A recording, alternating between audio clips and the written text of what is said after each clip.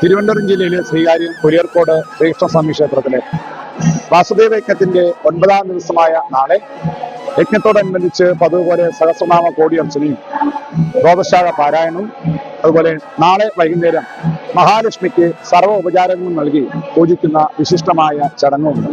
പ്രകൃതിയായിട്ട് സങ്കല്പിച്ച് മഹാലക്ഷ്മിയെ പൂജിക്കുന്ന മഹത്തായ ചടങ്ങാണ് മഹാലക്ഷ്മി പൂജ.